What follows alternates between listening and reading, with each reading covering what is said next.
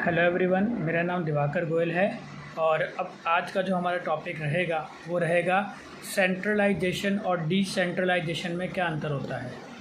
आपने सुना होगा मार्केट में बहुत सारी अपॉर्चुनिटी जब लोगों को मिलती है तो लोग उस अपॉर्चुनिटी के अंदर इंटरेस्ट नहीं दिखाते हैं। उसका कारण क्या होता है? उनके अंदर एक डर होता है। डर किस चीज़ का? क्योंकि मार्केट में बहुत सारे फ्रॉड चल रहे हैं, स्कैम चल रहे हैं, कंपनियां बंद हो रही है, धोखाधड़ी हो रही है। तो उस वजह से लोग डरते हैं कि वो अपने ऊपर किसी भी तरह की कोई लाइबिलिटी ना लाए। ठीक है, पर क्या कोई ये जान सकता है, क्या कोई ये सच में बता सकता है कि कोई भी फ्रॉड स्कैम क्यों होता है? कोई भी कंपनी अगर बंद होती है वो कब होती है?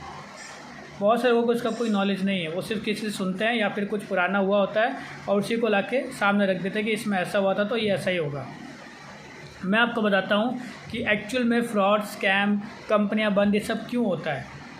मार्केट में दो तरह के सिस्टम काम करते हैं, एक होता है सेंट्रलाइजेशन और एक होता है डिसेंट्रलाइजेशन। सेंट्रलाइजेशन का मतलब जहाँ पे मेहनत आपकी, समय आपका, लेकिन आपका पैसा जो आपको मिलना चाहिए वो आपके हाथ में नहीं है, वो ऊपर किसी कंपनी के हाथ में, मालिक के हाथ में है। एग्जाम्पल, आप किसी कंपनी में जॉब कर रहे हैं तो वहाँ पर एक बॉस है। वो बॉस चाहे तो आपकी सैलरी बढ़ा घटा सकता है, आपको ओवर टाइम करने के लिए बोल सकता है, आपको नौकरी से निकाल भी सकता है और अगर चाहे तो कंपनी बंद करके भी जा सकता है, क्योंकि सारा कंट्रोल उसके हाथ में है। That's called centralize. नोटबंदी जब आई थी तो हमने एक्सपेक्ट नहीं किया था कि नोटबंदी आएगी ज़िंदगी में, लेकिन वो आई। क्यों? क्योंकि हमारे ऊपर कंट्रोल ही नहीं है। हमारे पैसे का कंट्रोल हमसे ज़्यादा सरकार के ऊपर है। तो वो नोटबंदी आई और हम सबको उसको लेकर भुगतना पड़ा।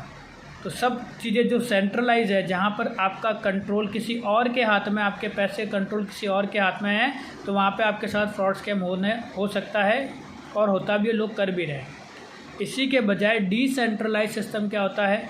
डिसेंट्रलाइज सिस्टम का मतलब है जिसका कोई ओनर नहीं है, जिसका कोई एक अकेला मालिक नहीं है, जिसके मालिक वो सभी लोग होते हैं जो इसको चलाते हैं, जिसको बोलते हैं कम्युनिटी। तो जब मालिक सभी लोग होंगे, कोई एक या दो के ऊपर उसका अधिकार नहीं होगा, तो फिर वहाँ पर कोई फ्रॉड, स्कैम, गड़बड़, घोटाला होने के चांसेस नहीं रहते हैं। और एक और चीज़, डिसेंट्रलाइज के अंदर भी ब्लॉकचेन टेक्नोलॉजी का बहुत बड़ा रोल होता है, क्योंकि ब्लॉकचेन की जो पावर मैंने आपको बताई पिछले वीडियो में, ठीक है, उसी के रिलेटेड डिसेंट्रलाइज सिस्टम भी वर्क करता है। तो फ्रॉड, स्कैम, अगर धोखाधड़ी, इन सब से बचना है तो सेंट्रलाइज से ज़्यादा बेटर है डिसेंट्रलाइज मॉडल, जहाँ पर आपके पैसे का अधिकार किसी और के हाथ में नहीं होता। आपने इधर काम किया और इधर आपका पैसा आपके हाथ में आ गया। तो इस तरीके से सेंट्रलाइज और डिसेंट्रलाइज मॉडल को हम आपस में डिफ्रेंशिएट कर सकते हैं। इसके बारे में अगर आप और भी जानना चाहते हैं तो आप यूट्यूब पे जाके इसके बारे में और अच्छे से स्टडी कर सकते हैं। Thank you so much.